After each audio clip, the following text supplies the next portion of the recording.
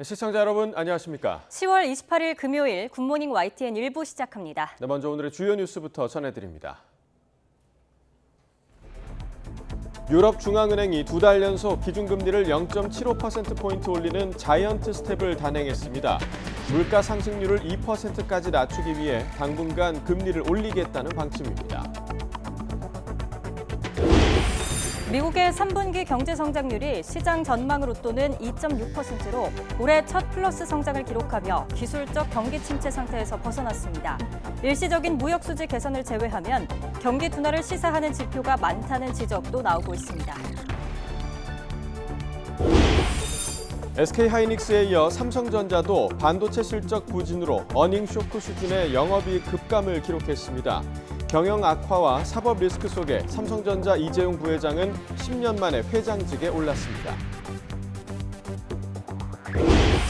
정부가 부동산 시장을 되살리기 위해 15억 원이 넘는 주택에 금지됐던 주택담보대출을 다시 허용하기로 했습니다. 초기 과열지구에서도 집값의 절반까지 대출을 받을 수 있도록 했습니다. 레고랜드 사태에 따른 자금 시장 후폭풍 속에 강원도가 보증채무 2,050억 원을 올해 안에 갚겠다고 발표했습니다. 해외 출장에서 일정을 앞당겨 귀국한 김진태 강원지사는 다시 한번 유감의 뜻을 밝혔습니다. 미국은 북한이 한국을 비롯한 동맹국에 핵 공격을 하면 정권의 종말을 가져오게 될 거라고 경고했습니다. 미국은 또 중국을 국가안보 최대 위협으로 설정하고 국제 질서를 재편할 수 있는 유일한 경쟁자로 평가했습니다. 우리 해군이 7년 만에 일본 해상자위대 국제관함식에 참가하기로 했습니다. 정부는 우길기 논란 등이 있지만 엄중한 한반도 안보 상황을 고려했다고 설명했습니다. 이른바 계곡 살인 사건으로 재판에 넘겨진 이은혜와 조현수에게 1심에서 각각 무기징역과 징역 30년이 선고됐습니다. 재판부는 죄질이 극히 불량해 사회에서 영구 격리할 필요가 있다고 판단했습니다.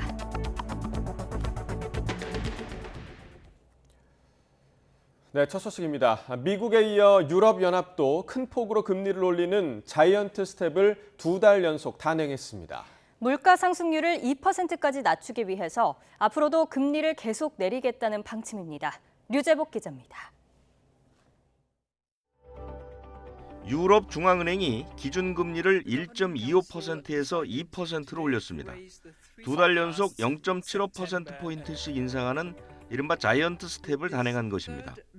금리를 큰 폭으로 올려 물가를 잡겠다는 의지가 반영된 것으로 보입니다. 실제로 유로화를 쓰는 19개 나라가 포함된 유로존의 지난달 물가는 지난해보다 9.9% 올랐습니다. 지난 1997년 통계를 시작한 뒤 가장 높은 수준입니다. 이 물가 상승률을 2%대까지 끌어내리는 게 목표입니다. We took today's decision and expect to raise interest rates further to ensure the timely return of inflation to our 2% medium-term inflation target. 유럽중앙은행의 이런 방침에 따라 큰 폭의 금리 인상이 계속될 것으로 보입니다. 3분기에 최악을 보인 경제 상황이 연말 또는 내년 초까지 반전의 기미를 보이지 않을 거란 전망 역시 금리 인상을 부추기는 요인입니다. 3분기에 최악을 보인 경제 상황이 연말 또는 내년 초까지 반전의 기미를 보이지 않을 거란 전망 역시 금리 인상을 부추기는 요인입니다. Wenn die Amerikaner jetzt Ende des Jahres aufhören mit ihren Zinserhöhungen, wir aber noch ein Stück weitermachen, heißt das natürlich, dass der Euro sich stabilisiert. 유럽중앙은행은 이 밖에도 초저금리 대출 프로그램의 조건을 바꿔서 시중은행의 자금줄을 제한할 계획이어서 금리 인상에 속도가 붙을 전망입니다. YTN 유재복입니다. 네, 앞선 리포트의 앵커 멘트에서 유럽연합이 금리를 내리겠다는 방침이 아니라 금리를 올리겠다는 방침이라는 점 다시 한번 정정을 해드리겠습니다. 네, 다음 소식입니다. 미국의 3분기 국내 총생산 증가율이 2.6%로 올해 첫 플러스 성장을 기록했습니다. 미국 경제의 플러스 성장은 지난해 4분기 이후 처음입니다. 미국 경제는 지난 1, 2분기 잇따라 역성장해 2개 분기 연속 마이너스 성장이라는 기술적 경기 침체의 정의를 충족했습니다. 미국 상무부는 무역 수지 개선과 강한 소비 지출이 3분기 플러스 성장의 원동력이 됐다고 분석했습니다. 시장 전망을 웃도는 성장폭이지만 일시적인 무역 수지 개선을 제외하면 실제로는 경기 둔화를 시사하는 세부 지표가 많다는 지적도 나오고 있습니다. 삼성전자 이재용 부회장이 10년 만에 부회장 직함을 떼고 회장에 임명됐습니다. 현재 삼성전자의 위기 상황을 이재용 회장의 리더십을 강화해 돌파하겠다는 뜻으로 해석됩니다. 보도에 박홍구 기자입니다. 삼성전자의 3분기 실적이 공시되던 날 이재용 부회장의 회장 선임 안건이 이사회에 올랐습니다. 삼성전자 이사회는 글로벌 대외 여건이 악화하고 있는 상황에 책임 경영과 경영 안정성을 제고하고 신속하고 과감한 의사결정이 절실하다며 이 회장 선임 안건을 의결했습니다. 지난 2012년 12월 부회장에 오른 뒤 10년 만에 회장직 취임입니다. 하지만 이 회장은 취임식을 열지 않고 법원에서 열린 삼성물산과 제일모직의 부당합병과 관련한 재판에 출석했습니다. 제 어깨가 많이 무거워졌습니다. 국민들에게 조금이라도 더 신뢰받고 더 사랑받는 기업 만들어 보겠습니다. 많은 국민들의 응원 부탁드리겠습니다. 이 회장은 임명 직후 사내 게시판에 글을 올려 각오를 밝혔습니다. 지난 몇 년간 새로운 분야를 선도하지 못해 추격자들의 거센 도전을 받아 현실은 엄중하고 시장은 냉혹하다고 평가했습니다. 이어 지금은 더 과감하고 도전적으로 나서야 할 때라며 자신이 앞에 서서 기술 투자와 창의적인 조직 문화를 이끌겠다고 강조했습니다. 하지만 삼성전자의 3분기 실적은 어닝쇼크 수준으로 감소했습니다. 영업이익이 10조 8,520억 원으로 지난해 15조 원에서 3분의 1이 줄었는데 주력인 메모리 반도체 업황 부진이 원인이었습니다. 반도체가 속한 DS 부문의 매출은 23조 원, 영업이익은 5조 1천억 원으로 매출 1위 자리는 TSMC에 내줬고 영업이익은 지난해 절반 수준으로 떨어졌습니다. 업계에서는 4분기에도 글로벌 IT 수요 부진과 메모리 시황 약세로 삼성전자의 실적 부진이 이어질 것이라는 전망이 나오고 있습니다. 이재용 회장의 뉴 삼성 앞에 놓인 도전 과제가 만만치 않아 보입니다. YTN 박홍구입니다. 내년부터 무주택자와 1주택자에 대해 주택담보대출 비율 LTV가 50%로 완화되고 15억 원 초과 아파트에도 주택담보대출이 가능해집니다. 또 중도금 대출이 제한되는 기준선이 분양가 9억 원에서 12억 원으로 완화됩니다. 대통령 주재 비상경제 민생회의에서 나온 부동산 규제 완화 방안을 이동우 기자가 보도해드립니다. 이번 주 전국 집값은 10년 4개월 만에 최대 하락폭을 기록했고 서울 집값은 22주째 연속으로 내림세를 보였습니다. 그만큼 부동산 시장이 급락세를 보이며 거래 절벽 속에 경착륙 우려가 커지자 정부가 각종 부동산 규제 완화 방안을 내놨습니다. 우선 무주택자나 1주택자에게는 투기 지역이라도 주택담보대출 비율 LTV를 50%까지 허용합니다. 현재 무주택자와 1주택자는 비규제 지역의 경우 LTV가 70%, 규제 지역은 20에서 50%가 적용되고 있습니다. 또 그동안 15억 원 초과 주택에 금지했던 주택담보대출 규제도 풀립니다. 주택 실수요자의 편의를 과도하게 제약한다는 지적에 위헌 소송이 제기될 정도로 자본주의의 근간을 흔드는 규제로 논란이 되었기 때문입니다. 그동안은 사실 이제 규제가 굉장히 강했습니다. 근데 최근에 이제 금리도 오르고 여러 가지 정책 여건이 변했기 때문에 15억이 넘는 아파트에 대해서도 주택담보대출을 허용을 하겠습니다. 그리고 이제 앞으로 이제 부동산 시장 상황에 따라서 규제 완화할 건 하고. 정부는 또 다음 달 중으로 투기 과열 지구와 조정 대상 지역 추가 해제를 적극 검토합니다. 최근 집값 하락폭이 큰 경기 지역 일부가 규제에서 해제될 것이라는 관측입니다. 또 중도금 대출 상한이 그동안 집값이 오른 것에 비해 너무 낮다는 지적에 따라 12억 원으로 상향 조정합니다. 지금까지 분양가 9억 원이 넘으면 분양가의 70%가량인 계약금과 중도금을 대출 없이 부담해야 했습니다. 투기 과열지구 내 청약 당첨자의 기존 주택 처분 기한은 2년으로 연장합니다. 이제 새로운 집을 이 청약이 당첨됐는데도 옛날 집을 팔아야 되는 의무 기간이 6개월로 너무 작습니다. 요새 거래도 없는데 그래서 이것을 한 2년 정도로 유예를 좀 해주고. 전문가들은 최근 금리 인상 기조로 부동산 시장이 급속하게 얼어붙자 정부가 연착륙을 위해 부랴부랴 대책을 내놓았지만 얼마나 효과가 있을지는 불투명하다고 지적합니다. YTN 이동호입니다. 글로벌 복합 위기 상황 속에 윤석열 대통령은 비상경제 민생회의를 80분간 전체 공개하며 위기를 기회로 만들자고 독려했습니다. 민간이 잘 뛸 수 있도록 정부는 좋은 신발을 주겠다고 했는데 특히 모든 부처가 산업부라며 경제 활성화에 시동을 거는 모습입니다. 조은지 기자입니다. 앞선 10차례 회의와 달리 11번째 비상경제 민생회의는 80분 전체가 공개됐습니다. 어떻게 하면 위기의 경제를 살릴 수 있을지 정부 추진 전략을 알리고 공감을 얻자는 게 윤석열 대통령의 생중계 취지였습니다. 정부가 어떤 정책을 가지고 있는지 또 계획을 수립해서 실천을 할지 궁금해하시는 분들이 많이 있습니다. 비공개로 쭉 해오던 이런 회의를 오늘은 언론에 공개해서 실시간 속보가 쏟아질 거란 예고대로 5개 분야 경제 활성화 방안을 중심으로 굵직한 정책 발표가 잇따랐습니다. 정부는 코로나와 구인난 등으로 영세업체들이 문 닫을 판이라면서 30인 미만 기업에 대한 추가 연장 근로제를 2년 더 연장하겠다고 밝혔습니다. 오는 2024년까지 주 60시간 근무를 허용하는 겁니다. 노동자들의 건강이 훼손되지 않도록 그 보호 조치가 꼼꼼히 챙겨지도록 할 거고요. 추경호 부총리는 내년도 정부 예산안에 반영된 1조 원 규모의 반도체 재정 자금을, 원희룡 국토부 장관은 첨단 전략산업 국가단지 조성 지원책을 소개했습니다. 현재 2조 2천억 원 규모의 인공지능 시장을 5년 안에 3배 이상 키우겠다. K컬처 연수비자를 신설하겠다. 다양한 정책이 공개됐습니다. 특히 미래 먹거리인 방위산업과 원전 수출은 일회성이 아니라 다른 산업과 연계해 파이를 확대해야 한다는데 참석자들은 공감했습니다. 윤 대통령은 모든 부처가 산업부라며 경제 전략에 거듭 방점을 찍었습니다. 육상대회 나가서 더 좋은 결과를 낼 수 있도록 정부가 할 수 있는 일은 더 좋은 유니폼과 더 좋은 운동화를 공급하는 것이 아니냐.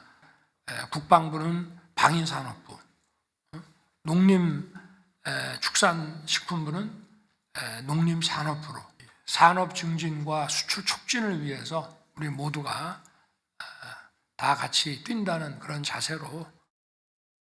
윤 대통령은 또 최근 제2의 5.1 붐으로 중동의 메가 프로젝트가 재개되듯이 위기와 기회는 동전의 양면 같다면서 위기를 산업 경쟁력 강화와 수출 증대로 연결하는 방안을 정부가 모색해야 한다고 강조했습니다.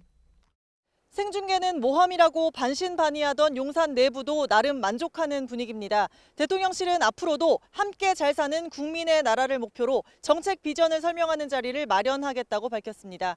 YTN 조은지입니다.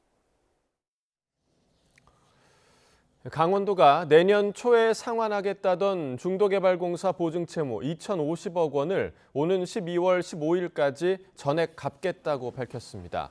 정광열 강원도 경제부지사는 어제 기자회견을 열어 이러한 내용의 레고랜드 보증채무 사태 수습 대책을 발표했습니다. 강원도는 다음 달 도의회 임시회를 열어 추경 예산을 마련한 뒤 채무를 조기 상환할 계획입니다.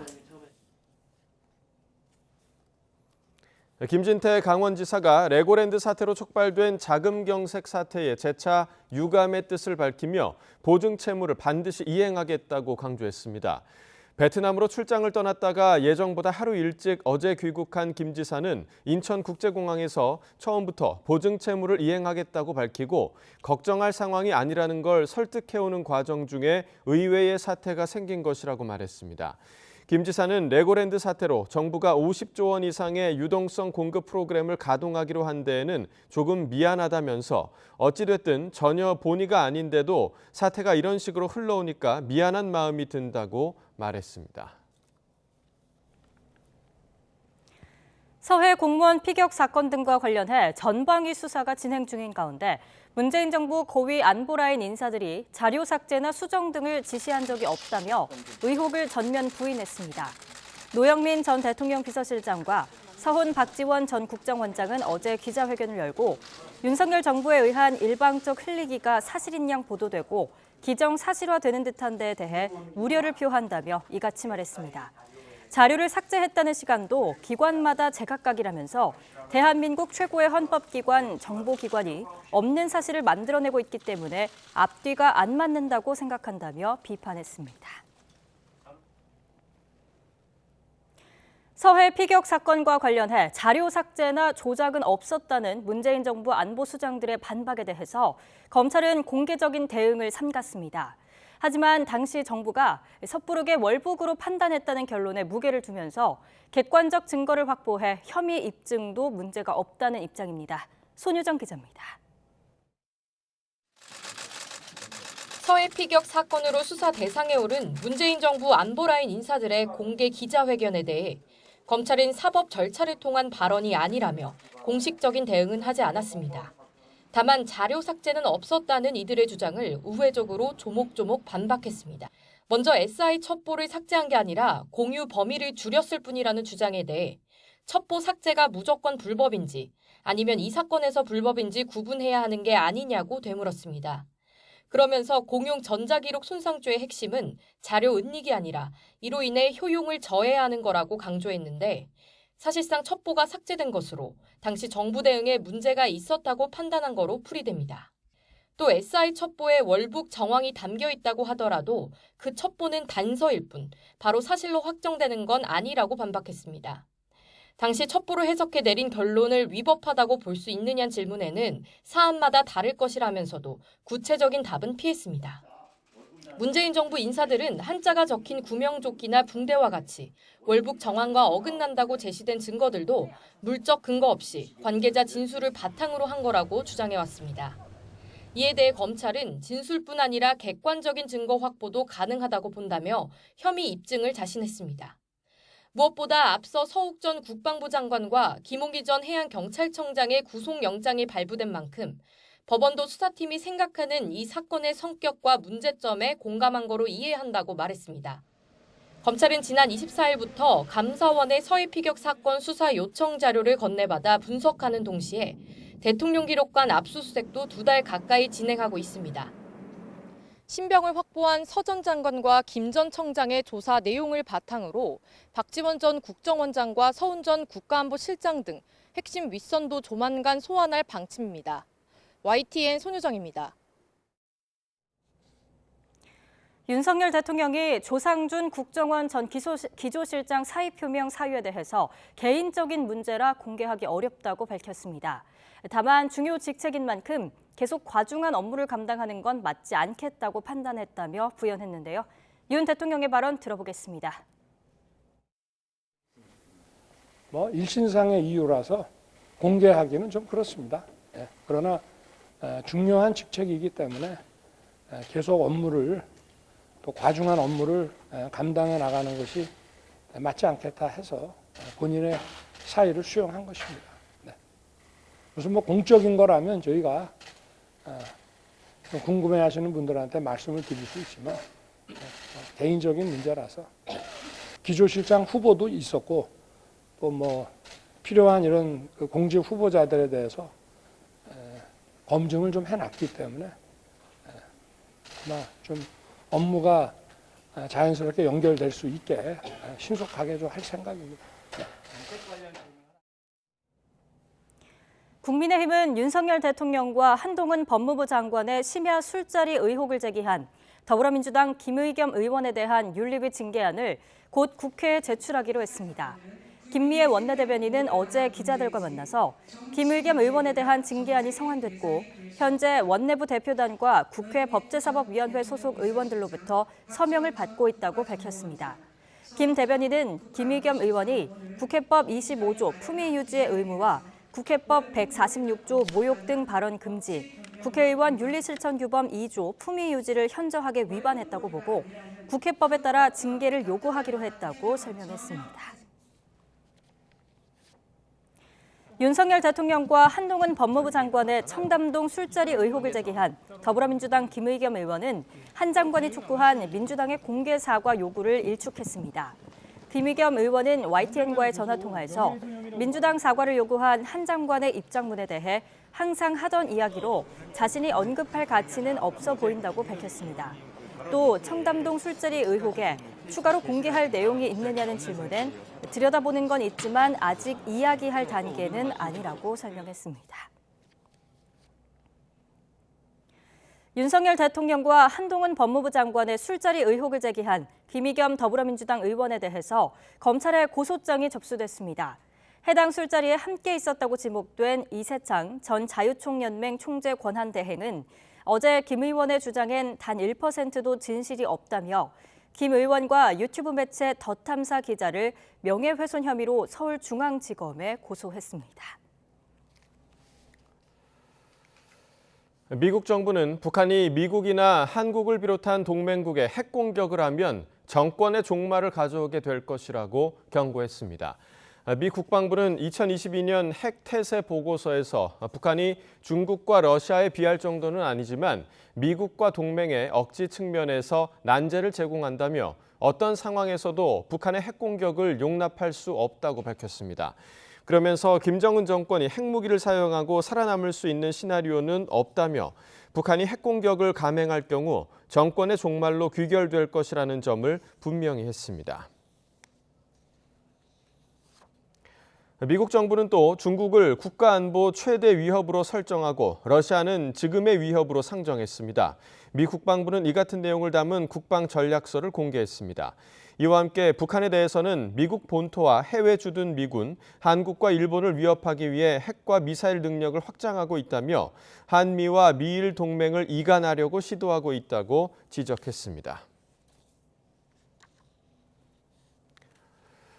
조태용 주미대사는 한국과 미국은 대북 확장 억제 강화를 위해 긴밀히 협조하고 있으며 북한 도발에 강력하고 단호히 대응하도록 빈틈없는 공조를 유지하고 있다고 말했습니다. 조 대사는 워싱턴 특파원 간담회에서 북한이 최근 미사일 발사와 포병 사격을 감행하며 위협 수위를 높이고 책임을 한미에 전가하고 있다며 이같이 밝혔습니다. 조 대사는 최근 한미일 합참의장 간 논의와 외교차관 협의에 이어 다음 주에는 한미 국방장관 안보협의회와 북핵 수석대표 간 협의가 열린다며 주미 대사관도 미국 측과 상시 소통하고 있다고 설명했습니다. 다음 달에 열리는 일본 국제 관함식에 우리 해군이 참가하기로 했습니다. 지난 2015년 이후 7년 만인데 군 당국은 한반도의 엄중한 안보 상황을 최우선적으로 고려했다고 설명했지만 자위함기 경례를 둘러싼 논란이 예상됩니다. 신준명 기자입니다. 정부는 다음 달 6일 일본 가나가와현에서 열리는 해상자위대 창설 70주년 국제 관함식에 참석하기로 결정했습니다. 우리 해군의 일본 관함식 참가는 지난 2015년 이후 7년 만입니다. 국방부는 국제 관함식 참가의 안보상 함의를 최우선적으로 고려했다고 강조했습니다. 한국과 일본이 서로의 국제 관함식에 각각 2차례 참석한 전례가 있다는 점도 참고했다고 덧붙였습니다. 우리 정부가 일본 관함식에 초청된 건 지난 1월입니다. 당시 문재인 정부는 관함식이 새 정부 임기 중에 열린다는 점에서 판단을 미뤘습니다. 지난 5월 출범한 윤석열 정부는 우길기와 유사한 자위함기에 대한 국민 반감 때문에 쉽게 결정하지 못했습니다. 자위함기가 걸린 일본 함정에 우리 해군이 경례해야 한다는 부담 때문입니다. 이에 대해 군 관계자는 중국을 포함해 국제사회가 자위함기를 정식 수용하고 있다며 불편한 점이 있긴 하지만 대함 경례는 그 나라의 관함식에 대해 예를 표하는 뜻이라고 설명했습니다. 이번 관함식에는 해군의 만톤급 군수지원함 소양함이 참가하고 이종호 해군 참모총장과 대령급 함장 등 130여 명도 참석합니다. 또 관함식을 계기로 열리는 다국간 탐색 구조 훈련 사렉스와 서태평양 해군 심포지엄에도 참가합니다. 정부가 정치권 일각의 친일 논란에도 고심 끝에 관함식 참가를 결정한 것은 한일 관계 개선에 대한 의지를 과시한 것으로 분석됩니다. YTN 신준명입니다. 올해 1000대에 달하는 중국 군용기가 타이완 방공식별구역을 넘은 것으로 나타났습니다. 우자오셰 타이완 외교부장은 외신 인터뷰에서 중국의 위협이 가속화하고 있다면서 이같이 밝혔습니다. 우 부장은 타이완 방공식별구역을 넘은 중국 군용기가 2020년에는 380대, 2021년 972대, 올해는 현재까지 1000대를 넘어섰다고 설명했습니다. 푸틴 러시아 대통령은 우리나라가 우크라이나에 무기를 제공하면 한러 관계가 파탄 날 것이라고 경고했습니다. 푸틴 대통령은 모스크바에서 열린 러시아 전문가 모임인 발다이 클럽 회의에서 이같이 말했습니다. 푸틴 대통령이 우리나라를 지목해 우크라이나 지원을 직접 경고한 것은 매우 이례적인 일입니다. 우리 정부는 그동안 우크라이나에 무기를 뺀 군수와 의료 물자 등을 제공했지만 살상 무기는 지원할 수 없다는 뜻을 밝혀왔습니다. 거액의 생명보험금을 노리고 계곡에서 남편을 살해한 혐의로 재판에 넘겨진 이은혜와 공범 조현수에 대해서 각각 무기징역과 징역 30년이 선고됐습니다. 재판부는 피해자가 죽지 않았다면 숨질 때까지 계속 범행을 시도했을 거라며 죄질이 극히 불량해 사회로부터 영구 격리가 필요하다고 질타했습니다. 김태원 기자입니다.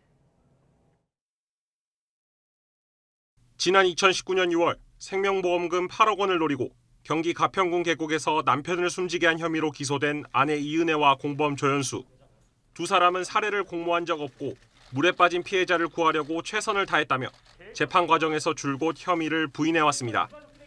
그러나 법원은 이은혜와 조현수의 살인과 살인미수 혐의를 모두 유죄로 판단해 각각 무기징역과 징역 30년을 선고하고 20년간 전자장치 부착도 명령했습니다. 재판부는 이은혜와 조현수가 마땅히 해야 할 구조활동을 하지 않아 피해자를 숨지게 했다며 간접살인 혐의를 인정했습니다. 반면 피해자가 위험한 상황에서 이 씨의 요구를 여러 번 거부했다며 심리적 지배, 이른바 가스라이팅을 통한 직접살인 혐의는 인정하지 않았습니다. 다만 처음부터 계획적으로 피해자를 물에 빠지게 한 뒤 구조하지 않고 사고사로 위장했다며 직접살인이나 다름없다고 강조했습니다. 재판부는 두 차례 살인미수 혐의도 모두 유죄로 판단했습니다. 두 사람이 주고받은 메시지를 보면 보고도구를 이용한 살해 공모 정황이 구체적인 데다 휴대전화 포렌식으로 관련 대화가 드러나자 도주한 점, 범행 직전 생명보험 효력을 부활시킨 점 등을 볼 때 살해 의도가 있다고 봤습니다. 또 낚시터에서 피해자가 수영을 못한다는 사실을 알면서도 물에 빠지는 상황을 적극적으로 유도했다고 판단했습니다. 피해자가 죽을 거라는 걸 예상하지 않고서는 6차례나 무리하게 생명보험 효력을 부활시킬 이유가 없다며 보험금을 노린 범행이라는 점도 인정했습니다. 재판부는 특히 이은혜와 조현수가 아무런 죄책감 없이 살해 시도를 거듭했다며 피해자가 숨지지 않았더라면 숨질 때까지 범행을 시도했을 게 분명하다고 질타했습니다. 범행을 은폐하고 도주하면서 어떤 반성이나 참회조차 하지 않는 등 죄질이 극히 불량하다며 사회에서 영구히 격리해야 한다고 강조했습니다. 유가족들은 판결에 감사하다면서도 사과 한마디 없던 두 사람에게 울분을 토했습니다. 오늘 판결이 저희가 이제 유족이 만족하는 대표로 만족한다고 말씀을 드리고 싶습니다. 인간 대 인간으로서 좀 아쉬운 부분이고요. 사과를 한다고 해서 정말 그게 진정한 사과일까가. 검찰은 구형량보다 낮은 조 씨의 형량에 대해 판결문을 검토한 뒤 항소를 결정할 방침입니다. 재판부가 심리 지배를 통한 직접 살인까지는 인정하지 않았지만 이은혜가 수차례 시도 끝에 남편을 숨지게 한 정황을 모두 인정해 중형을 선고했습니다. 이은혜와 조현수 측은 즉시 항소하겠다는 뜻을 밝혔습니다. YTN 김태원입니다. 경기 광명시 아파트에서 부인과 두 아들을 흉기로 살해한 혐의를 받는 40대가 오늘 구속영장 심사를 받습니다. 수원지방법원 안산지원은 오늘 오전 살인 혐의를 받는 A씨를 상대로 구속 전 피의자 신문을 진행할 예정입니다. A씨는 경찰 조사에서 범행 당일 부인과 이혼 문제로 대화하다가 중학생인 큰아들이 아빠와 같이 살고 싶지 않다고 말한 것에 격분해 범행했다며 진술했습니다. 경찰은 재작년 실직한 A씨가 가정 불화를 겪다가 최근 이혼 이야기가 나오자 계획적으로 범행을 준비했을 가능성에 무게를 두고 있습니다. 세종시의 한 고등학교 교사가 채팅으로 미성년자를 만나 위력으로 성관계를 맺은 혐의로 실형을 선고받았습니다. 파면된 교사는 청소년 기관 취업 제한 명령까지 내려졌는데 교육당국은 정작 재학생 중에 피해자가 있었는지 조사조차 하지 않은 거로 드러났습니다. 양동훈 기자입니다. 세종시 모 고등학교 교사 A씨는 인터넷 오픈 채팅을 통해 중학생을 만났습니다. 담배를 대신 사주기로 하고 신체 접촉을 했고 위력으로 성관계를 한 혐의로 재판에 넘겨졌습니다. 법원은 아동 청소년 성보호법 위반 혐의 등으로 재판에 넘겨진 A씨에게 징역 4년을 선고했습니다. 재판부는 17년 넘게 학생들을 가르쳐온 교사가 아동 청소년을 보호하기는커녕 오히려 성범죄를 저질렀다며 비난 가능성이 매우 크다고 밝혔습니다. 다만 1심 판결 뒤 피해자가 A씨와 합의해 처벌 불원서를 제출하면서 항소심에서는 징역 2년 6개월로 감형됐습니다. 재판부는 아동, 청소년, 장애인 관련 기관에 5년 취업 제한도 명령했습니다. 유사 범행 가능성 때문입니다. 하지만 정작 A씨한테 수업을 들은 재학생 가운데 피해자가 있었는지 조사는 이뤄지지 않았습니다. 학교 측은 개인의 일탈을 학생들에게 알릴 수 없어 아무 조사도 하지 않았다고 했습니다. 학교 밖에서 일어난 개인적인 일탈행위 등들에 한창 아이들 감수성이 예민한 시기인데 불안감을 조성할 우려도 있다고 판단이 됐습니다. 그러면서 학생들을 면밀하게 관찰한 결과 재학생 피해는 없는 거로 결론 내렸다고 답했습니다. 담당 교육청 역시 정례적으로 해오던 조치 외에 별다른 대응을 하지 않은 거로 확인됐습니다.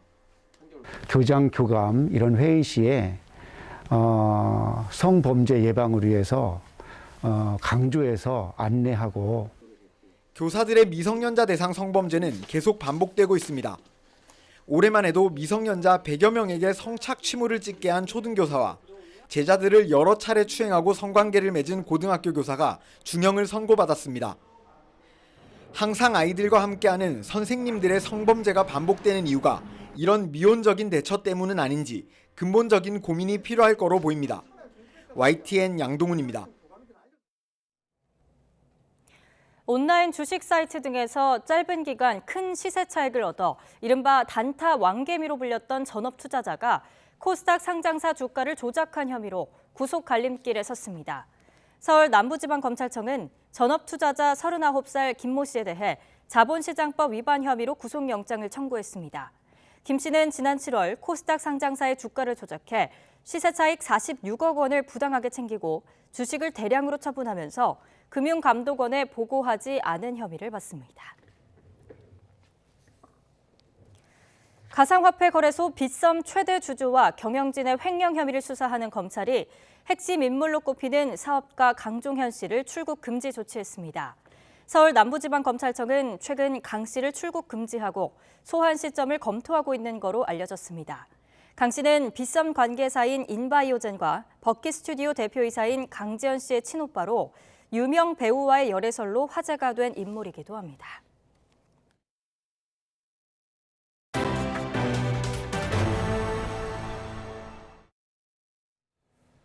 서울 부암동 일대에서 돌덩이가 떨어져 주차된 차를 덮치고 창문에 금이 가는 등 이상 현상이 일어나고 있습니다.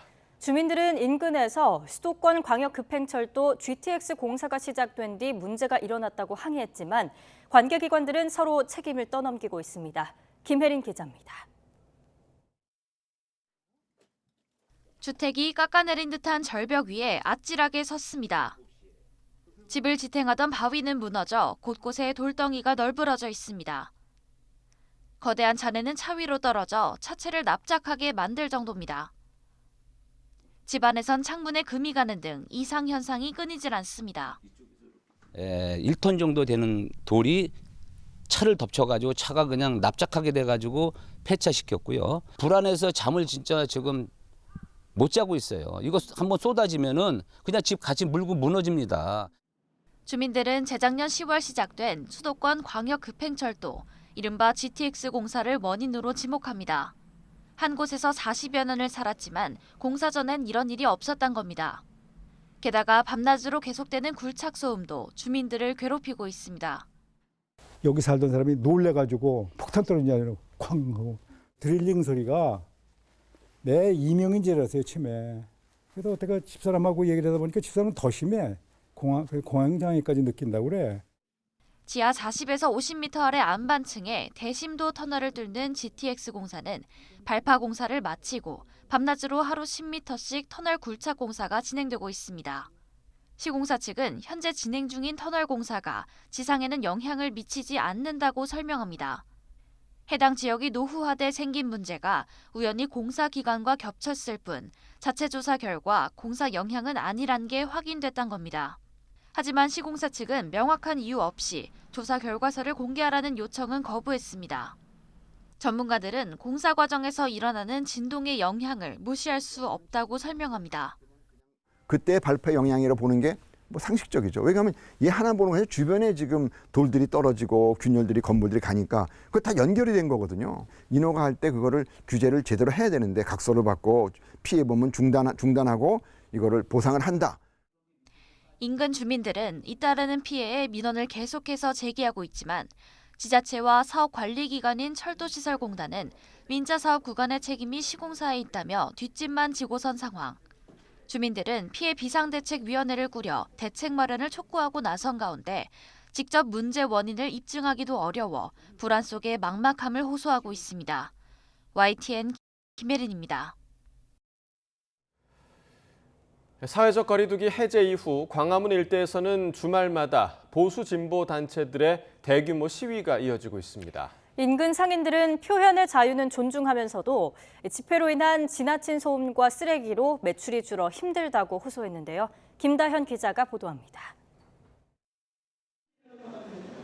서울 서대문역 근처에 있는 이 카페는 주말이면 문을 닫는 주변 가게들과 달리 저녁 7시까지 문을 엽니다. 광화문 주변 유동인구가 많아서 직장인이 없어도 주말 손님이 끊이지 않기 때문입니다. 그런데 최근 몇 달 사이 광화문 광장 일대에서 대규모 집회가 열린 탓에 주말 매출이 뚝 떨어졌습니다. 도로가 통제되고 그러면 아무래도 사람들이 왔다 갔다 할 수가 없으니까 실제로 방문하시는 고객분들이 많이 줄어들죠. 많이 심할 때는 절반 가까이 떨어질 때도 있고요. 20년째 광화문 광장을 지키고 있는 일식당도 사정은 비슷합니다. 집회가 매출에 적잖은 타격을 준 건 물론 넘쳐나는 쓰레기와 지나친 소음으로도 골머리를 앓고 있습니다. 지나가다가 애기들 듣기에는 조금 안 좋은 그런 말을 하시더라고요. 보면은 확실히 일반 가족들이 안 오시는 이유가 이거일 수도 있겠다라는 생각을 하거든요. 주말에 여유로운 분위기를 만끽하러 광장에 나왔다가 불편함을 느꼈다는 시민들도 많습니다. 욕설이라던가 좀 좋지 못한 소리를 들을 수도 있으니까 그 부분이 좀 좋은 경험으로는 다가오진 않을 수 있겠다. 지난 4월 참가 인원 제한이 풀린 이후 점차 규모가 커지고 있는 광화문 집회는 이미 다음 달 말까지 매 주말 열릴 것으로 예고돼 있습니다. 상인들은 대규모 시위가 반복되면서 자칫 주말 광화문 광장은 시끄럽고 혼잡해서 피해야 한다는 고정관념이 확산하지 않을까 걱정입니다. 하지만 그렇다고 이들이 바라는 게 집회를 멈추거나 금지하는 건 아닙니다. 시위를 하지 않았으면 좋겠다는 건 아니고 그래도 좀 적정한 선에서 좀 사람들에게 피해가 가지 않도록 하면은 괜찮을 것 같습니다.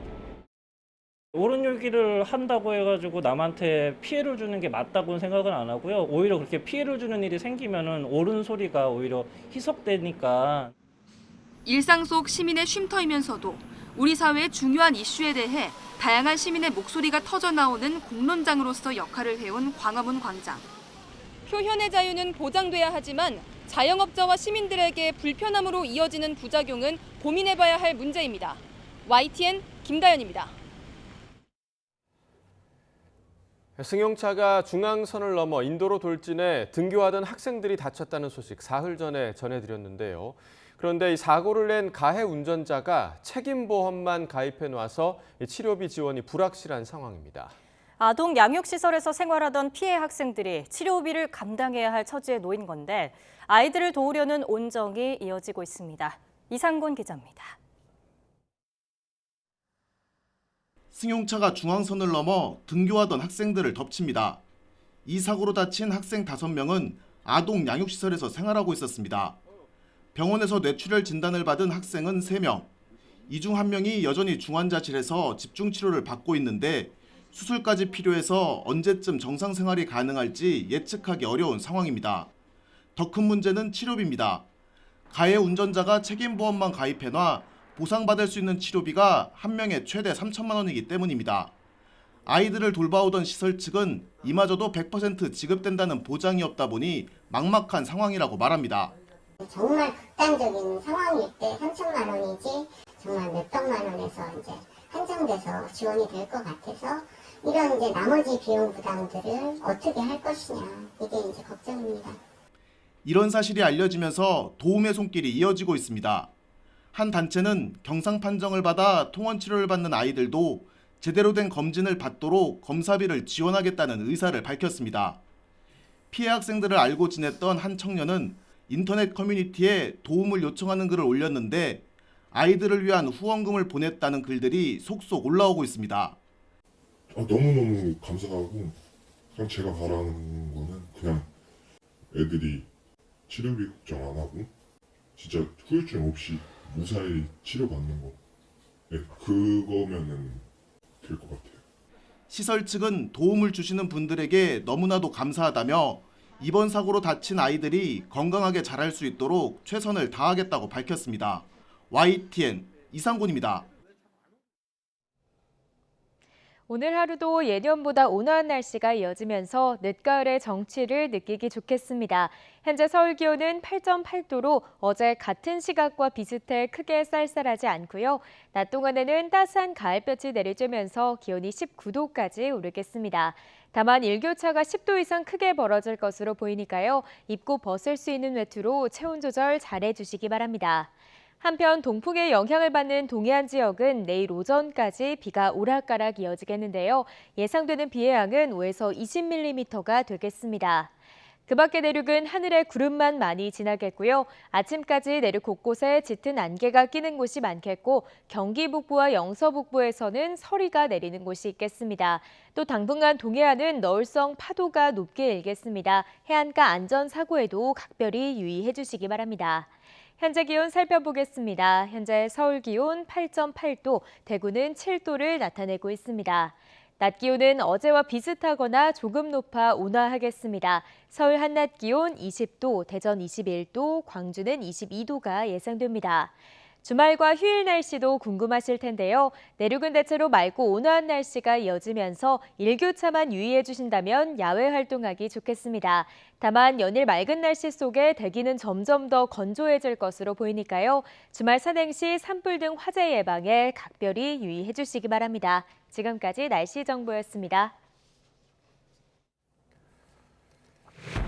정부가 침체된 주택시장을 되살리기 위해 15억 원이 넘는 주택에 금지됐던 주택담보대출을 다시 허용하기로 했습니다. 투기 과열지구에서도 집값의 절반까지 대출을 받을 수 있도록 했습니다. 유럽중앙은행이 2달 연속 기준금리를 0.75%포인트 올리는 자이언트 스텝을 단행했습니다. 물가 상승률을 2%까지 낮추기 위해 당분간 금리를 올리겠다는 방침입니다. 미국의 3분기 경제 성장률이 시장 전망을 웃도는 2.6%로 올해 첫 플러스 성장을 기록하며 기술적 경기 침체 상태에서 벗어났습니다. 일시적인 무역 수지 개선을 제외하면 경기 둔화를 시사하는 지표가 많다는 지적도 나오고 있습니다. 삼성전자 이재용 부회장이 10년 만에 회장직에 올랐습니다.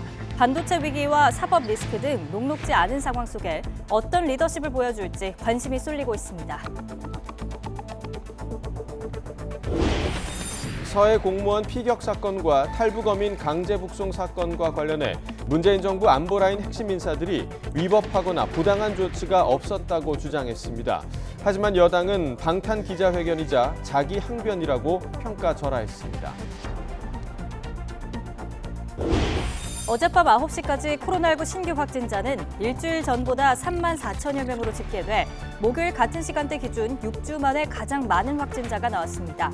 개량 백신 접종 대상이 18세 이상으로 확대된 가운데 사전 예약 첫날 10만 명이 예약했습니다.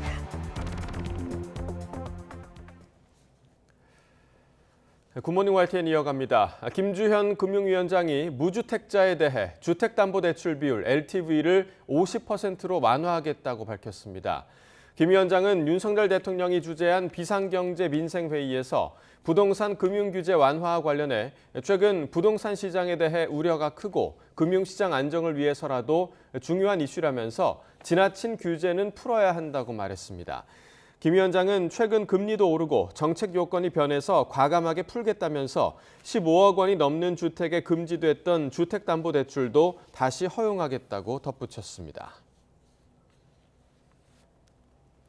정부가 아파트 중도금 대출 제한을 분양가 9억 원 이하에서 12억 원 이하로 6년여 만에 완화하고 11월 중 투기 과열지구와 조정 대상 지역 추가 해제도 검토하기로 했습니다. 원희룡 국토교통부 장관은 윤석열 대통령 주재로 열린 제11차 비상경제 민생회의에서 중도금 대출 보증 확대 등 부동산 규제 완화 방안을 이같이 밝혔습니다. 80분간 생중계된 비상경제 민생회의를 주재한 윤석열 대통령은 민간 부문이 잘 뛸 수 있도록 좋은 신발을 공급하는 게 정부의 역할이라고 강조했습니다. 또 모든 부처가 산업부라는 마음으로 같이 뛰어야 한다고 당부했습니다. 회의 마무리 발언 직접 들어보시죠.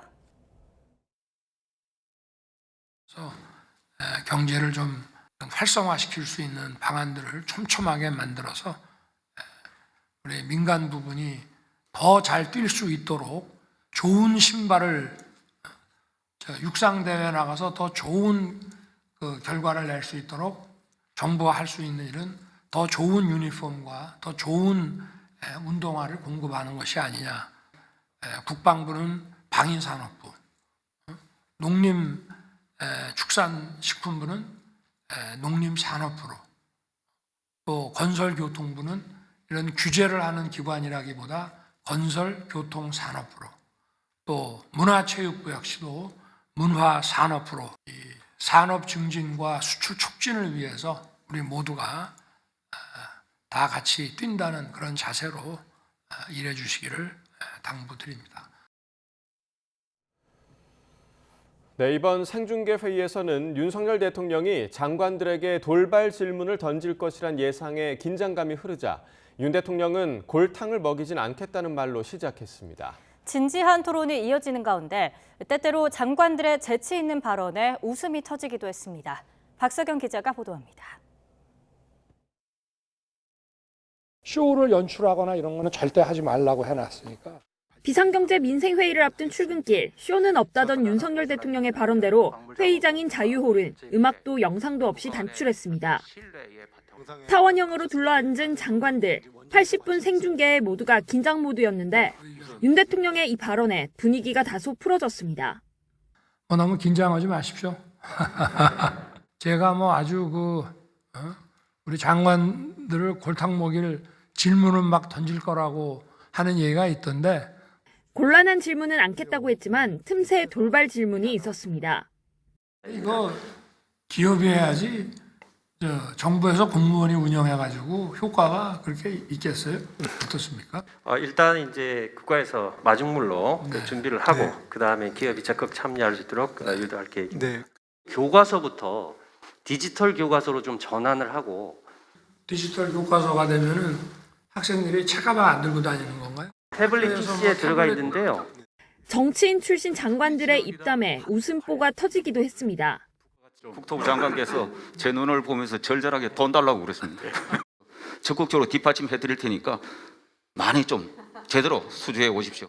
금융은 됐고 이제 노동이 관광산업 부활을 위한 재정 세제 지원 방안을 마련하셨다고 들었습니다. 이 곡간 다 떨어지겠습니다. 정치권의 시선은 엇갈렸습니다. 국민의힘은 경제위기 극복을 위해 정쟁 대신 행동이 필요한 때라고 이번 회의에 힘을 실으며 야당의 동참을 요구했고 민주당은 자화자찬 정치쇼에 불과했다며 경제위기를 느낄 수 없는 무풍지대였다고 깎아내렸습니다. YTN 박석영입니다. 미국의 3분기 국내 총생산 증가율이 2.6%로 올해 첫 플러스 성장을 기록했습니다.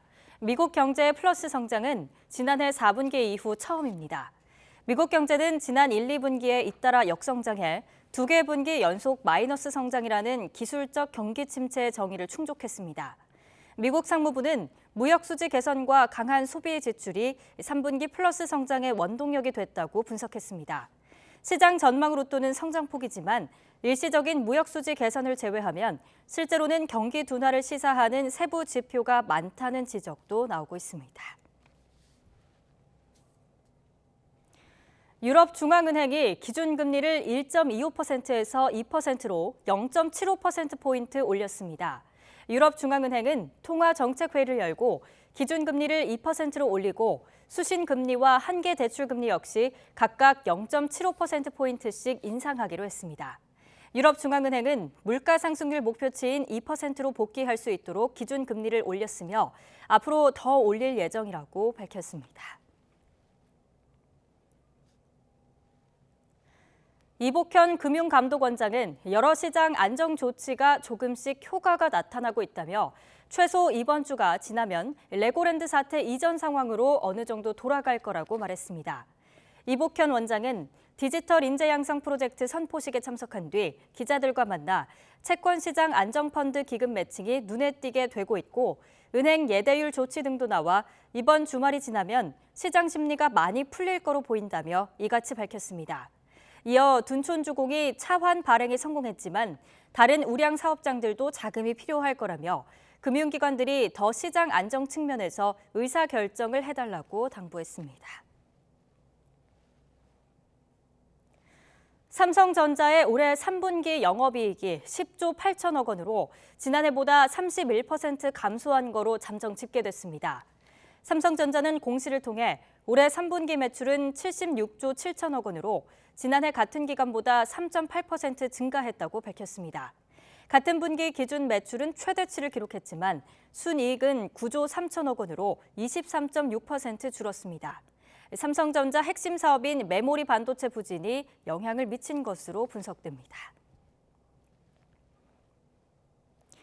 이재용 신임 삼성전자 회장은 취임식을 열지 않고 서울지방법원에서 열린 삼성물산과 제일모직의 부당합병과 관련한 재판에 출석했습니다. 이 회장이 재판이 끝나고 기자들과 만나 어깨가 많이 무거워졌다며 더 신뢰받고 사랑받는 기업을 만들겠다고 말했는데요. 이 회장의 말 직접 들어보겠습니다. 제 어깨가 많이 무거워졌습니다. 국민들에게 조금이라도 더 신뢰받고 더 사랑받는 기업 만들어 보겠습니다. 많은 국민들의 응원 부탁드리겠습니다. 윤석열 대통령이 조상준 전 국가정보원 기조실장의 갑작스러운 사직 이유에 대해 개인적인 문제라 공개하기 어렵다고 밝혔습니다. 다만 중요 직책인 만큼 계속 과중한 업무를 감당하는 건 맞지 않겠다고 판단했다고 덧붙였는데 그 배경을 놓고 여전히 해석이 분분합니다. 이경국 기자입니다. 국가정보원에 대한 국회 국정감사 전날 돌연 사의를 표명한 조상준 전 기조실장에 대한 질문은 윤석열 대통령의 약식 회견에서도 나왔습니다. 조 전 실장이 윤 대통령 검찰 라인의 핵심 측근이자 국정원 2인자로 꼽혔기 때문입니다. 윤 대통령은 공적인 거라면 설명하겠지만 개인적인 일이라 공개하기 어렵다는 취지의 답변을 내놨습니다. 또 과중한 업무를 감당해 나가는 것이 맞지 않겠다 해서 본인의 사의를 수용한 것입니다. 무슨 공적인 거라면 저희가 궁금해하시는 분들한테 말씀을 드릴 수 있지만 갑작스러운 사직을 두고 여러 추측이 난무하자 국정원도 보도자료를 내고 소문을 일축했습니다. 건강 문제 등 일신상의 이유일 뿐 일부 언론에서 제기한 내부 인사 갈등설 등은 사실 무근이라고 반박했습니다. 하지만 여전히 정치권에선 여러 해석이 나오고 있습니다. 특히 조 전 실장이 직속 상관인 김규현 국정원장을 건너뛰고 용산 대통령실의 사의를 밝힌 것과 관련해 인사 문제를 둘러싼 내부 권력 다툼의 결과가 아니냐는 주장이 잇따랐습니다. 기조실장 안과 국정원장 안이 별도로 들어가니까 고심을 하다가 국정원장의 손을 들어주니까 국회 정보위 관계자도 YTN과의 통화에서 김 원장과 조 전 실장 사이 긴장 관계가 있을 수밖에 없었을 거라며 특히 인사 문제를 두고 서로의 생각이 매우 달랐을 거라고 설명했습니다. 의문투성이인 조 전 실장 문제를 두고 여야는 신경전을 벌이기도 했습니다. 모든 것을 다 좀 청와대가 다 지고 한다는 거고 허수아비 지금 국정원장이라는 것을 스스로 인정하게끔 하는 발언 아닙니까? 대통령실에서 발표한 그대로 그냥 봐주시면 될 것 같습니다. 그 민주당의 일방적인 주장일 뿐입니다. 윤 대통령은 후임자를 신속히 임명하겠다는 방침이지만 조 전 실장의 사직을 둘러싼 설왕설래는 한동안 계속될 것으로 보입니다. YTN 이경국입니다. 서해 피격 사건 등에 대한 전방위 수사가 문재인 정부 윗선을 향하는 가운데 지난 정부 주요 인사들이 관련 의혹을 조목조목 반박했습니다. 하지만 국민의힘은 가해자들의 방탄 기자회견이자 자기 항변이라고 평가절하했습니다. 김승환 기자가 보도합니다. 문재인 정부 안보라인 인사들이 한자리에 모여 서해 피격 사건 등과 관련한 의혹들을 전면 부인했습니다. 미리 자진월북 결론을 냈었다는 감사원 발표에 이어 서욱 전 국방부 장관 등 전 정부 고위 인사들이 잇따라 구속되자 대대적인 여론전에 나선 겁니다.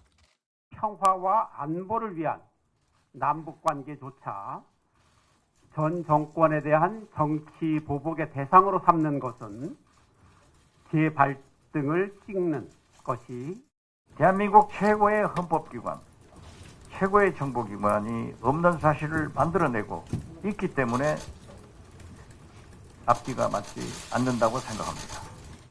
특히 피격된 공무원의 월북 의사 내용이 첩보에 있었고 조류 등을 봤을 때 자구적 노력이 있어야 한다는 해경 보고에 따라 판단한 거라며 월북몰이 주장을 일축했습니다. 근거 없이 월북으로 몰아간 적도 없고 그럴 이유도 시직도 없습니다. 더불어민주당 이재명 대표가 예정에 없던 일정을 추가하는 등 지도부도 총출동해 기자회견에 힘을 실어줬습니다. 하지만 국민의힘은 가해자들이 또다시 서해 피격 공무원과 유족에 대한 명예살인에 나섰다며 날을 세웠습니다.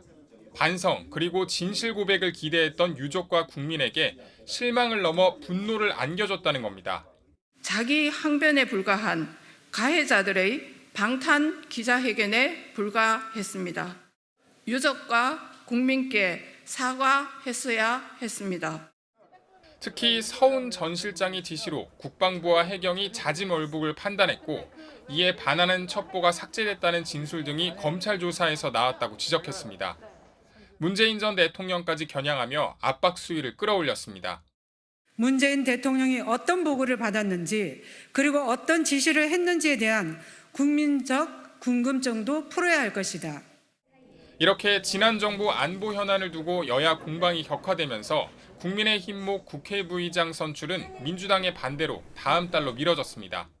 여기에다 민주당이 다음 주 감사원법 개정안을 당론 발의하겠다고 예고하자 여당은 어디까지 시스템을 망가뜨리려 하느냐며 반발하고 있어서 여야의 대치 전선은 더욱 넓어지는 모양새입니다. YTN 김승환입니다.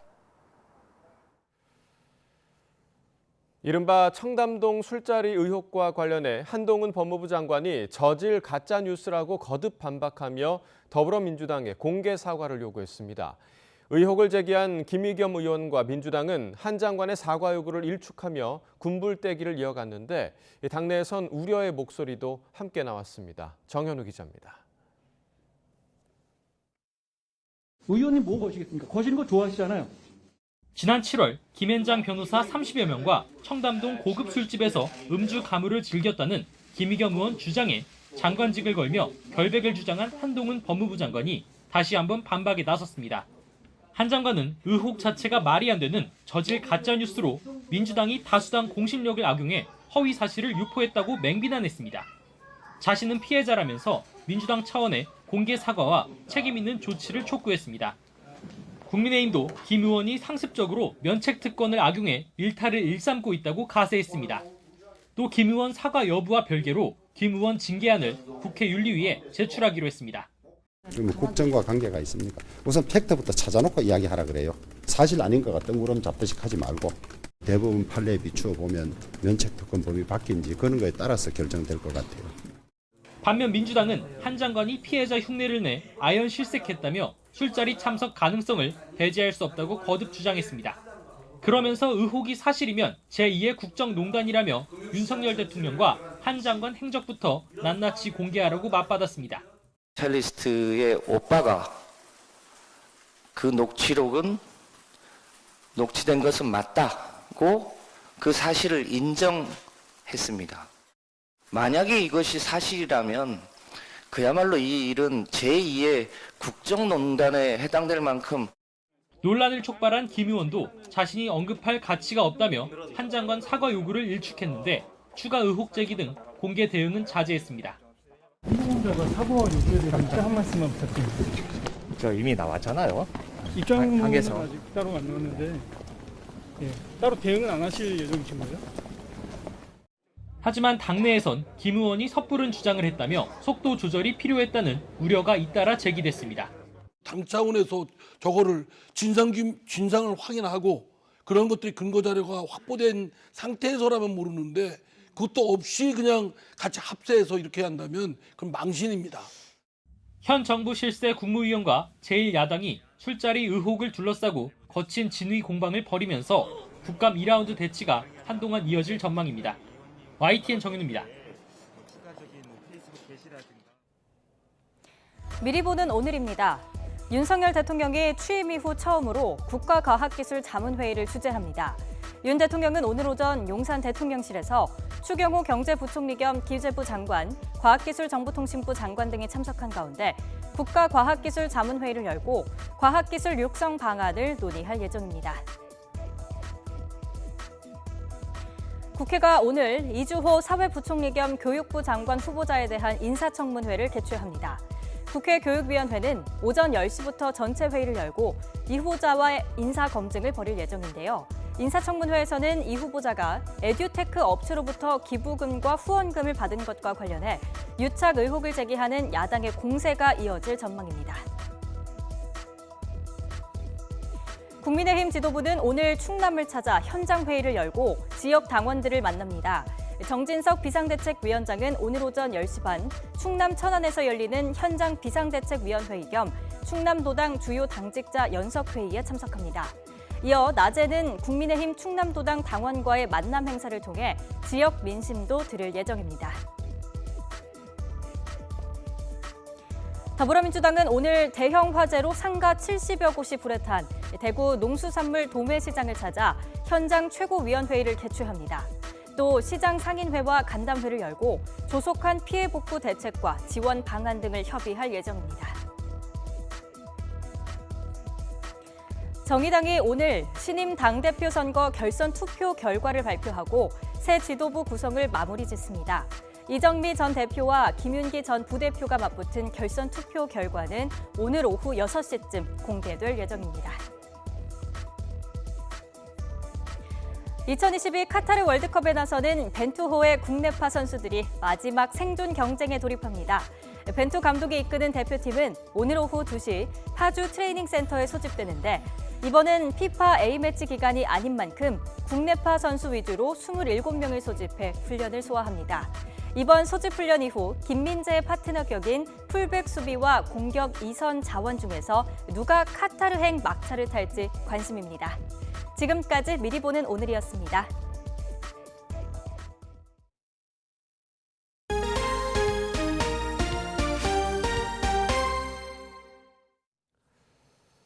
어젯밤 9시까지 코로나19 신규 확진자는 3만 4천여 명으로 잠정 집계됐습니다. 그제 같은 시간대보다 800여 명 늘었고 일주일 전인 지난 20일 2만 3천여 명과 비교하면 1,800여 명이 늘었습니다. 목요일 같은 시간대 집계치만 보면 지난달 15일 이후 6주 사이 가장 많은 확진자가 나왔습니다.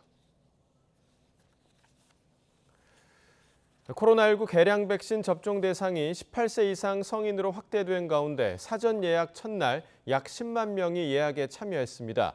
질병관리청은 어제 오후 5시 기준 9만 9천여 명이 동절기 코로나19 2가 백신 접종을 예약했다고 밝혔습니다. 신규 예약자 가운데 BA1 기반의 모더나 2가 백신 예약자가 6만 6천여 명으로 가장 많았고 BA4, BA5 변이에 대응하는 화이자 2가 백신이 2만여 명, BA1 대응용 화이자 2가 백신이 1만 1천여 명으로 집계됐습니다. 키움이 플레이오프 3차전에서 임지열과 이정후의 백투백 홈런을 앞세워 LG의 짜릿한 재역전승을 거뒀습니다. 2승 1패로 앞선 키움은 이제 1승을 추가하면 한국 시리즈에 오르게 된 반면 LG는 벼랑 끝에 몰렸습니다. 보도에 김상익 기자입니다. 선취점은 LG가 뽑았습니다. 2회 초 키움 에이스 안우진을 상대로 오지환과 문보경이 연속 안타로 첫 점수를 합작했고 3회에는 최은성의 솔로 홈런으로 2대 0으로 달아났습니다. 안우진의 2구째 낙차 큰 커브를 정확히 받아쳐 왼쪽 담장을 넘겼습니다. LG 선발 김윤식은 5와 3분의 2이닝 동안 키움 타선을 단 3안타 무실점으로 털어막았지만 경기는 두 선발 투수가 물러난 뒤 불펜 싸움에서 요동쳤습니다. 김윤식의 호투에 꽁꽁 묶여있던 키움 타자들이 기다렸다는 듯이 LG 불펜을 상대로 방망이에 불을 붙였습니다. 6회 키움 타자들은 LG 불펜 진해수와 정우영을 상대로 단숨에 석점을 뽑으면서 3대2 역전에 성공했습니다. 키움은 7회 LG에 다시 2점을 실점하면서 3대4로 재역전당했지만 이어진 7회 말 공격에서 2개의 아치로 다시 전세를 뒤집었습니다. 정규 시즌에서 4년 동안 홈런이 단 1개밖에 없었던 임지열이 투런포로 5대4를 만들었고 관중석의 함성이 채 잦아들기도 전에 이정우의 연속 타자 홈런이 터지면서 6대4로 앞서갔습니다. 키움은 8회 노아웃 1, 2루 실점 위기를 맞았지만 투수 김재웅의 몸을 날리는 호수비로 병살 플레이를 성공시켜 2점 차 승리를 지켜냈습니다. 몸에 소름이 돋을 정도로 좋았고 또 팀원들도 너무 기뻐해줘가지고 더 좋았던 것 같습니다. 키움은 남은 2경기에서 1승만 추가하면 SSG가 기다리는 한국 시리즈에 오르게 된 반면 LG는 1차전 승리 뒤 2, 3차전을 내리내주면서 벼랑 끝에 몰렸습니다. 일단 내일 승기를 잡는다 하면은 불펜도 조기 투입을 해서 내일 끝낼 수 있도록 최선의 경기로 보답하겠습니다.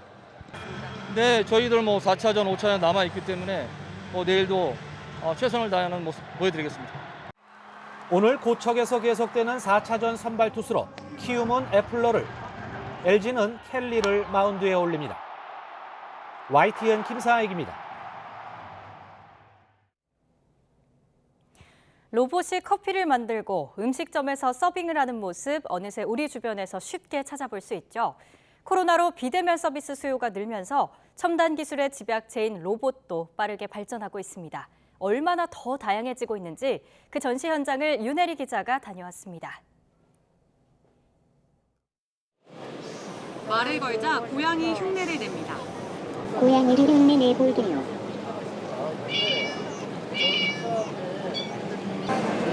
눈을 맞춰야 대화를 시작하고 사람의 감정도 인식합니다. 어린아이 모습의 로봇은 아이들 교육을 돕거나 관람객들의 전시를 안내합니다.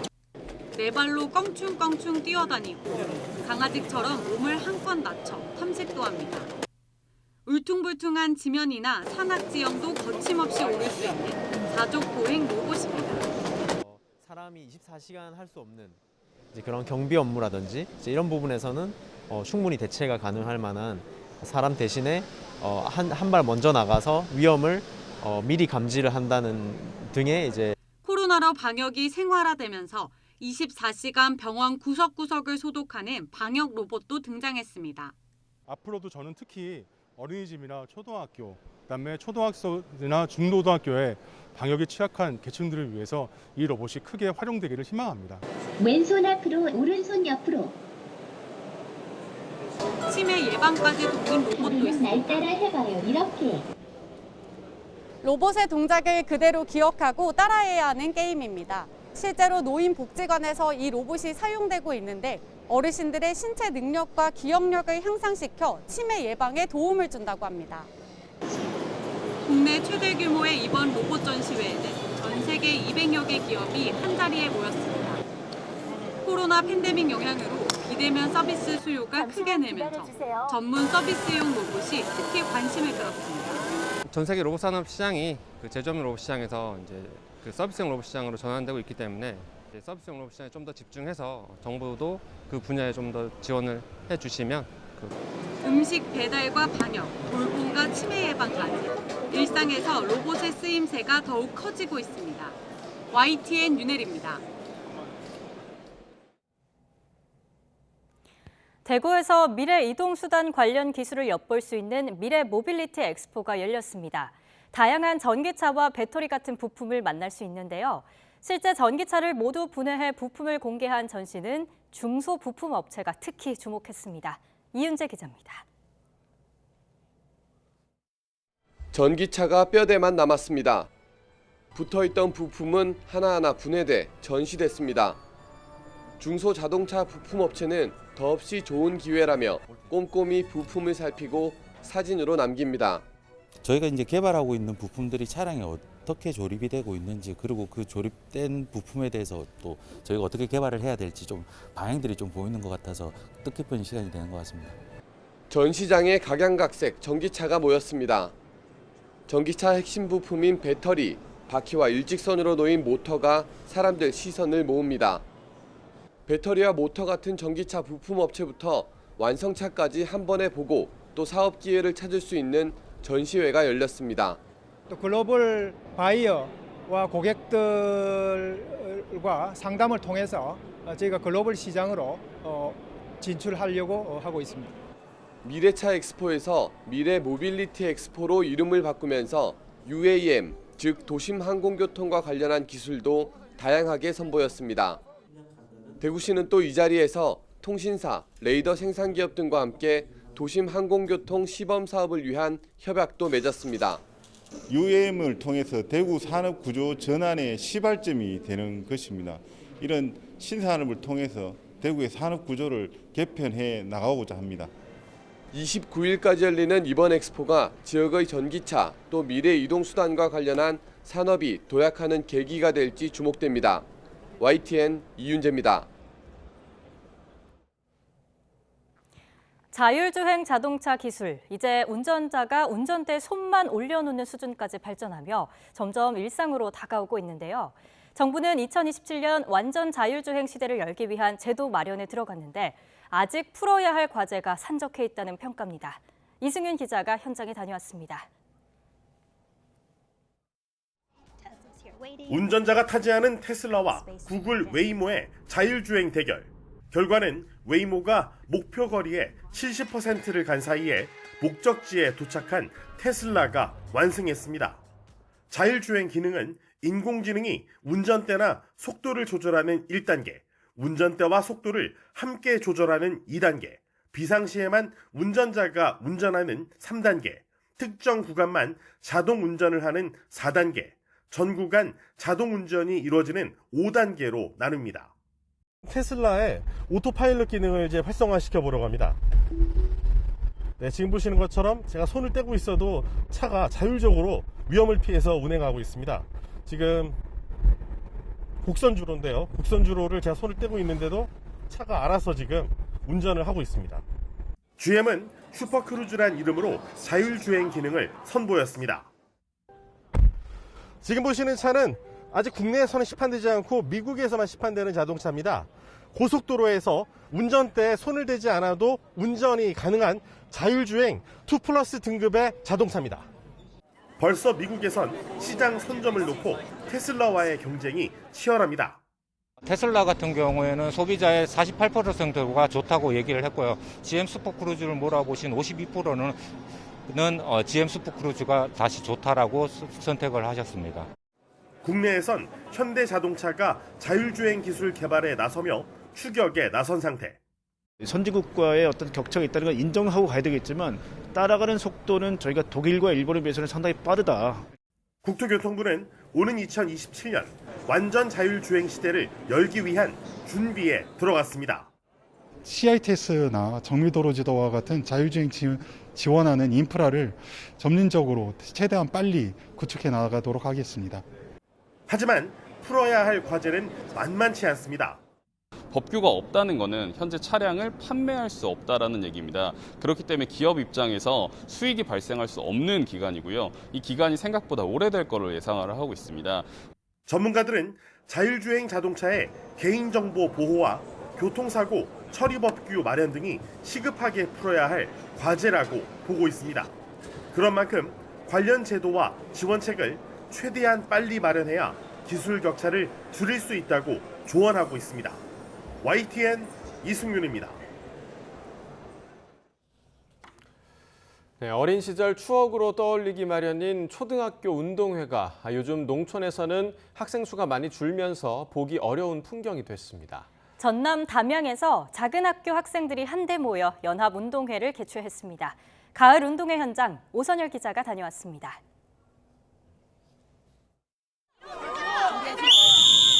호루라기 소리에 맞춰 꼬마 장사들이 이를 악물고 힘껏 줄을 잡아당깁니다. 지켜보는 아이들은 목청껏 소리치며 힘을 실어줍니다.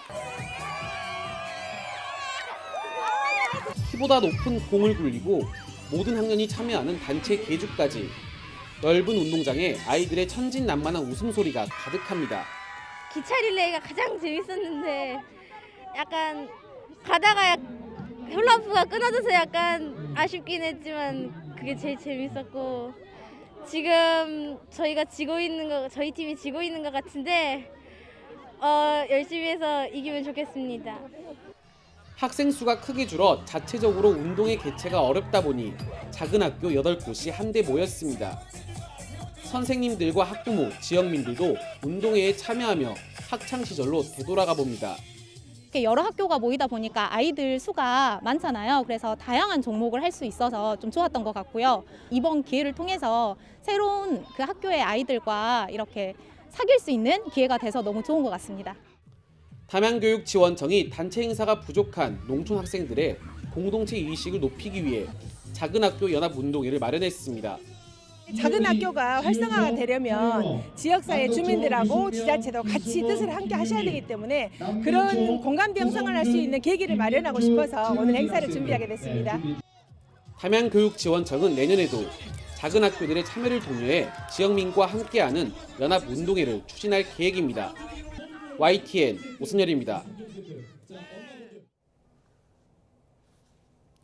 조선의 22대 왕 정조가 어머니 해경궁 홍씨의 회가변 때 올린 수라상이 재현됐습니다. 어제 서울 종로구 운현궁에서 열린 궁중과 사대부가의 전통 음식 축제에서는 1795년 정조의 수원화성 행차 때 마련한 수라상 등 다양한 전통 음식이 전시됐습니다. 3년 만에 정식으로 열린 올해 행사의 주제는 궁중과 사대부가의 특별한 날 행차로 음식과 함께 다양한 전통 문화를 즐길 수 있도록 전시와 체험, 시식 등의 행사가 마련됐습니다. 작곡가 김신 씨가 스위스 제네바 국제음악 콩쿠르 작곡 부문에서 우승했습니다. 김신 씨는 제76회 제네바 국제음악 콩쿠르 작곡 부문에서 오네이로이의 노래라는 작품으로 1위를 차지했습니다. 김신 씨는 지난달 루마니아에서 열린 제오르제 에네스쿠 국제음악 콩쿠르 교향악 작곡 부문에서도 우승했습니다. 네, 어제부터 국세청 홈택스를 통해 연말정산 예상 세액을 미리 확인할 수 있는 서비스가 시작됐습니다.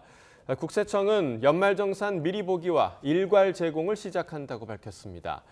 연말정산 미리 보기로 올해 절감 세액을 확인하고 맞벌이 부부는 부양가족 사용 금액을 누가 공제받는 게 유리할지 판단할 수 있습니다. 국세청은 이와 함께 올해부터 연말정산 간소화 자료 일괄 제공을 전 국민에게 확대 적용합니다. 금요일인 오늘도 완연한 늦가을 날씨가 이어지겠습니다. 현재 서울 기온은 8.8도로 어제 같은 시각과 비슷해 쌀쌀함이 덜하고요. 낮 동안에는 서울 기온이 20도까지 크게 오르면서 예년 기온을 3도가량 웃돌아 온화하겠습니다. 다만 기온이 오르는 만큼 일교차도 10도 이상 크게 벌어질 것으로 보이니까요. 옷차림과 건강관리에 각별히 유의해 주시기 바랍니다. 오늘 내륙 하늘에는 가끔 구름만 많이 지나겠습니다.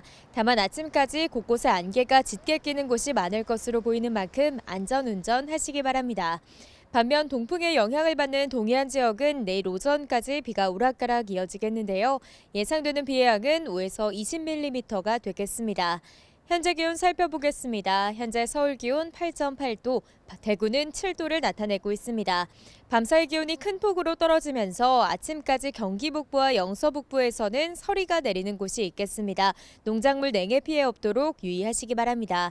낮 동안에는 예년보다 온화한 날씨가 이어지겠습니다. 서울 한낮 기온 20도, 대전 21도, 광주는 22도가 예상됩니다. 주말과 휴일 날씨도 궁금하실 텐데요. 내륙은 대체로 맑고 온화한 날씨가 이어지면서 야외 활동하기 좋겠습니다. 다만 대기는 점점 더 건조해질 것으로 보이니까요. 주말 산행 시 산불 등 화재 예방에 각별히 유의해 주시기 바랍니다. 당분간 동해안 지역에서는 너울성 파도가 높게 일겠습니다. 해안가 접근을 자제하는 등 안전사고에도 각별히 유의해 주시기 바랍니다. 지금까지 서울 상암동에서 YTN 윤수민입니다.